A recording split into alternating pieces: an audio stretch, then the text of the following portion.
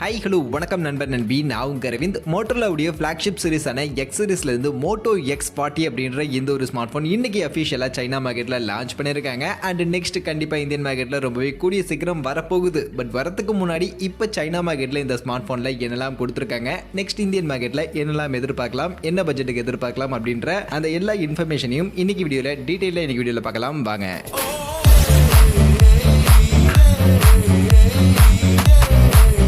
வீடியோக்குள்ள போகிறதுக்கு முன்னாடி டே டு டே ஆஃபர்ஸ் அப்படின்ற ஒரு டெலிகிராம் சேனல் கிரியேட் பண்ணியிருக்கோம். இந்த சேனலில் ரெகுலராக ஆன்லைனில் வரக்கூடிய பெஸ்ட்டான offers, deals, coupons, promo quotes எல்லாத்தையும் அப்டேட் பண்ணிட்டு இருக்கோம். ஸோ யாருக்கெல்லாம் இந்த மாதிரி ஆன்லைனில் வரக்கூடிய பெஸ்ட்டான ஆஃபர்ஸை பற்றின அப்டேட்டாக தெரிஞ்சுக்கணும் அப்படின்ற விருப்பம் இருக்கும், நம்மளுடைய இந்த டெலிகிராம் சேனலில் வந்து ஜாயின் பண்ணிக்கங்க. ஜாயின் பண்ணுறதுக்கான லிங்க் டிஸ்கிரிப்ஷனில் இருக்குது.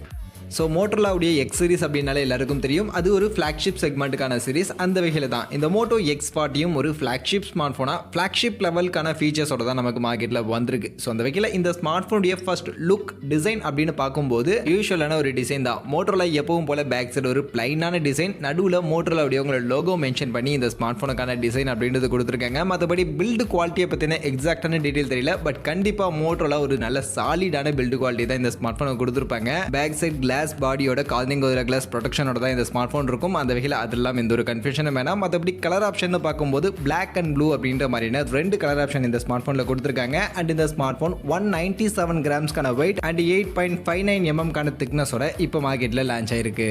அடுத்து இந்த ஸ்மார்ட் ஃபோனுடைய ஸ்பெசிஃபிகேஷன் பக்கம் வந்தோம்னா, நான் ஆல்ரெடி சொன்ன மாதிரி இது flagship smart phone. So flagship features இருக்குது. அதில் ஃபர்ஸ்ட் இந்த ஸ்மார்ட் ஃபோனுக்கான டிஸ்பிளே அப்படின்னு பார்க்கும்போது 6.7 இன்ச்சஸ்க்கான சைஸில் ஃபுல் ஹெச்டி ப்ளஸ் ரெசல்யூஷனுக்கான கர்வ்டு AMOLED பேனலுக்கான டிஸ்பிளேங்க நமக்கு கொடுத்துருக்காங்க. அண்ட் இது ஒரு 10 பிட்கான AMOLED பேனலுக்கான டிஸ்பிளேவாக இருக்குது. அண்ட் அது கூட இதில் 165 ஹெர்ட்ஸ்க்கான ரெஃப்ரெஷ் ரேட்கான சப்போர்ட் கொடுத்துருக்காங்க. HDR 10+க்கான சர்டிஃபிகேஷன் இருக்குது. கார்னிங் கிளாஸ் விக்டர்ஸ்க்கான ப்ரொடெக்ஷன்லாம் கொடுத்துருக்காங்க. அண்ட் இதெல்லாம் மட்டும் இல்லாமல் டிஸ்பிளேவுடைய லுக் ஒரு ஃபுல் வியூக்கான ஒரு டிஸ்பிளே அப்படின்றது இந்த ஸ்மார்ட் ஃபோனில் கொடுத்துருக்காங்க. டாப் அண்ட் பாட்டமில் இருக்கக்கூடிய பெசல்ஸ் எல்லாம் ரொம்பவே க்ளீனாக, ரொம்பவே சின்னதாக இருக்குது. சைடும் நமக்கு கர்வ்டு டிஸ்பிளே அப்படின்றதுனால ஒரு ஃபுல் வியூக்கான ஒரு டிஸ்பிளேவாக இருக்குது. பெசல்ஸே இல்லாத மாதிரி ஒரு ஃபுல் வியூ, க்ளீன் வியூக்கான ஒரு டிஸ்பிளேவாக இந்த டிஸ்பிளே இருக்குது. அந்த வகையில் லுக்கே ஒரு ஃப்ளாக்ஷிப் ஸ்மார்ட் ஃபோன் அப்படின்ற மாதிரி இந்த ஸ்மார்ட் ஃபோனுக்கான லுக் இருக்குது. அண்ட் ஃபீச்சர்ஸும் கம்ப்ளீட்லி ஒரு ஃப்ளாக்ஷிப் லெவலுக்கான டிஸ்பிளே ஃபீச்சர் இந்த ஸ்மார்ட் ஃபோனில் நமக்கு கொடுத்துருக்காங்க. அடுத்து மொபைலுடைய பேட்டரி அப்படின்னு பார்க்கும்போது இங்கே 4600 mAh ஒரு பேட்டரி கெப்பாசிட்டி தான் இந்த ஸ்மார்ட் ஃபோனில் கொடுத்துருக்காங்க. அண்ட் அதை சார்ஜ் பண்ணுறதுக்கு 125 வாட்ஸ்க்கான வயர்டு ஃபாஸ்ட் சார்ஜிங்கான சப்போர்ட் இந்த ஸ்மார்ட் ஃபோனில் இருக்குது. அண்ட் இந்த வயர்டு ஃபாஸ்ட் சார்ஜிங் யூஸ் பண்ணி நம்மளால் 50% 7 மினிட்ஸில் சார்ஜ் பண்ணிக்க முடியும் அப்படின்ற மாதிரி மோட்டோரோலா தரப்புலேருந்து கிளைம் பண்ணியிருக்காங்க. இது போக 15 வாட்ஸ்க்கான வயர்லெஸ் ஃபாஸ்ட் சார்ஜிங்கான சப்போர்ட் இருக்குது. அண்ட் இன்னொரு 15 வாட்ஸ்க்கான ரிவர்ஸ் சார்ஜிங்கான சப்போர்ட்டும் இந்த ஸ்மார்ட் ஃபோனுக்கான பேட்டரியில் கொடுத்துருக்காங்க. அடுத்து மொபைலுக்கான பர்ஃபார்மன்ஸ் அப்படின்னு வரும்போது இது ஃப்ளாக்ஷிப் செக்மெண்ட். ஸோ டாப்பர் இன் ப்ராசஸர் யூஸ் பண்ணியிருக்காங்க. ஸ்னாப்ட்ராகன் கிட்ட இருந்து இப்போ லேட்டஸ்ட்டாக வந்த மோஸ்ட் பவர்ஃபுல் ஸ்னாப்ட்ராகன் 8 Gen 2 அப்படின்ற இந்த ப்ராசஸரையே இந்த ஸ்மார்ட் ஃபோனில் நமக்கு யூஸ் பண்ணியிருக்காங்க.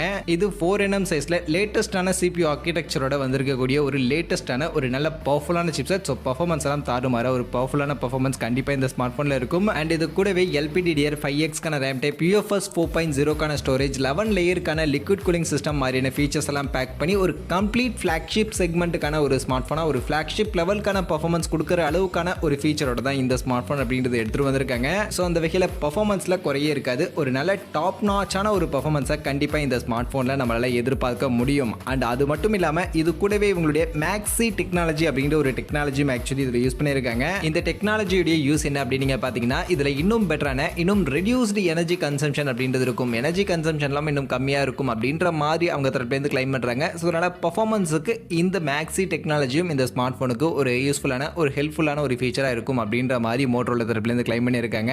இது போக மொபைலுடைய கேமரா ஃபீச்சர் அப்படின்னு பார்க்கும்போது இங்கே பின்பக்கம் ஆக்சுவலி ட்ரிபிள் கேமராவுக்கான செட்டப் கொடுத்துருக்காங்க. பிரைமரி 50 மெகா பிக்சலுக்கான பிரைமரி கேமரா ஆப்டிக்கல் இமேஜ் ஸ்டெபிலைசேஷனோட இருக்கு. பட் இந்த 50 மெகா பிக்சல் பிரைமரி கேமரால ஆம்னி விஷனுக்கான ஒரு சென்சார் தான் யூஸ் பண்ணியிருக்காங்க. இது போக செகண்டரியா இன்னொரு 50 மெகா பிக்சலுக்கான ultra wide angle sensor use பண்ணியிருக்காங்க. இதில் சாம்சங் உடைய JN1 அப்படின்ற இந்த சென்சார் யூஸ் பண்ணியிருக்காங்க. கடைசியாக 12 மெகா பிக்சலுக்கான ஒரு டெலிஃபோட்டோ லென்ஸ் இருக்கு. இதில் சோனியுடைய IMX663 அப்படின்ற இந்த ஒரு சென்சார் யூஸ் பண்ணியிருக்காங்க. அந்த வகையில் பின்பக்கம் யூஸ் பண்ணியிருக்கக்கூடிய இந்த 3 camera okay, 50 mega pixel plus 50 mega pixel plus 12 mega pixel அப்படின்றத கேமரா ஓகே. பட் ஆனால் இதில் யூஸ் பண்ணியிருக்கக்கூடிய சென்சார் அப்படின்றது இந்த செக்மெண்ட்டுக்கு கொஞ்சம் கம்மியாக இருக்கு. இன்னும் கூட கொஞ்சம் பெட்டரான இன்னும் ஃபிளாக்ஷிப் லெவலுக்கான சென்சார் கேமரா சென்சார் அப்படின்றது இந்த ஸ்மார்ட் போனில் யூஸ் பண்ணியிருந்தா இன்னும் நல்லா இருந்திருக்கும் அப்படின்னு நான் நினைக்கிறேன். மற்றபடி முன்பக்கம் செல்ஃபி கேமரான்னு வரும்போது 60 மெகா பிக்சலுக்கான ஒரு செல்ஃபி கேமரா அப்படின்றது இந்த ஸ்மார்ட் போனில் யூஸ் பண்ணியிருக்காங்க. ஸோ கேமரான்னு பார்க்கும்போது ஓகே, ஓரளவுக்கு ஒரு நல்ல டீசென்டான கேமரா ஃபீச்சர் தான் கொடுத்துருக்காங்க. பட் இருந்தாலும் இன்னும் கூட பெட்டரான கேமரா ஃபீச்சர் அப்படின்றது இந்த ஸ்மார்ட் போனில் கொடுத்துருக்கலாம். கேமராவுடைய ஆப்டிமைசேஷன்லாம் எந்த அளவுக்கு இருக்குது அப்படின்றத வெயிட் பண்ணி தான் பார்க்கணும். ஸோ ஒரு பெட்டர் ஆப்டிமைசேஷனோட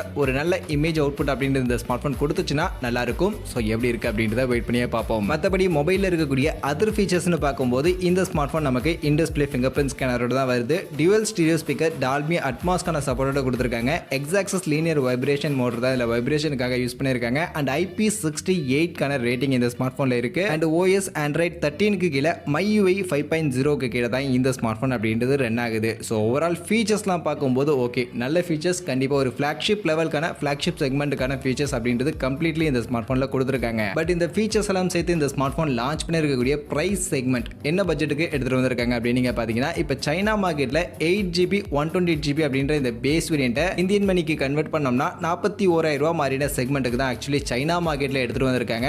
கண்டிப்பாக சைனா மார்க்கெட்டில் எடுத்துகிட்டு வந்திருக்கக்கூடிய இந்த ப்ரைஸ் செக்மெண்ட் ஓகே, ஒரு நல்ல அக்ரெசிவான ப்ரைஸ் செக்மெண்ட் தான். கண்டிப்பாக இந்தியன் மார்க்கெட்டுக்கும் இதே ப்ரைஸ் செக்மெண்ட்டுக்கு 41,000 ரூபா அப்படின்ற செக்மெண்ட்டுக்கே இந்த ஸ்மார்ட் ஃபோனில் இருக்கக்கூடிய ஃபீச்சரோட வருமானு கேட்டிங்கன்னா கண்டிப்பாக வராது. சைனாவில் லான்ச் பண்ணிருக்கக்கூடிய அந்த பட்ஜெட்டை விட கொஞ்சம் எக்ஸ்ட்ரா பட்ஜெட்டுக்கு தான் இந்தியன் மார்க்கெட்டில் லான்ச் பண்ணுவாங்க. அதனால இந்தியன் மார்க்கெட்டுக்கு இந்த Moto X40 நம்ம ஒரு 50,000 ரூபா மாதிரியான செக்மெண்ட்டுக்கு எதிர்பார்க்கலாம். ஸோ 50,000 ரூபா செக்மெண்ட்டுக்கு இந்த ஸ்மார்ட் ஃபோனில் இருக்கக்கூடிய ஃபீச்சர்ஸ்னு பார்க்கும்போது நிறைய நல்ல நல்ல ஃபீச்சர்ஸ் இருக்கு. பட் இருந்தாலும் கேமரா மாதிரியான ஒரு சில விஷயங்களை இன்னும் கொஞ்சம் அப்கிரேட் பண்ணியிருக்கலாம் அப்படின்ற மாதிரி தான் எனக்கு பர்சனலி தோணுது. மற்றபடி இந்த ஸ்மார்ட் ஃபோனுடைய லான்ச்னு பார்க்கும்போது இப்போ சைனாவில் லான்ச் பண்ணிட்டாங்க. பட் இந்தியன் மார்க்கெட்டுக்கு இந்த ஸ்மார்ட் ஃபோன் மோஸ்ட் ப்ராபப்ளி ஜனவரி மாதம் வரதுக்கான வாய்ப்புகள் நிறைய இருக்கு அப்படின்ற மாதிரி தான் சொல்லப்படுது. ஸோ அதனால ஜனவரி மாதம் இந்த Moto X40 நாம இந்த வீடியோவில் சொன்ன இதே டிக்டோவான ஃபீச்சரோட இந்தியன் மார்க்கெட்லையும் 50,000 ரூபா மாதிரியான செக்மெண்ட்டுக்கு நம்ம எதிர்பார்க்கலாம். ஸோ 50,000 ரூபா செக்மெண்ட்டுக்கு Moto X40 இதில் இருக்கக்கூடிய ஃபீச்சர்ஸ்லாம் ஓகேவா?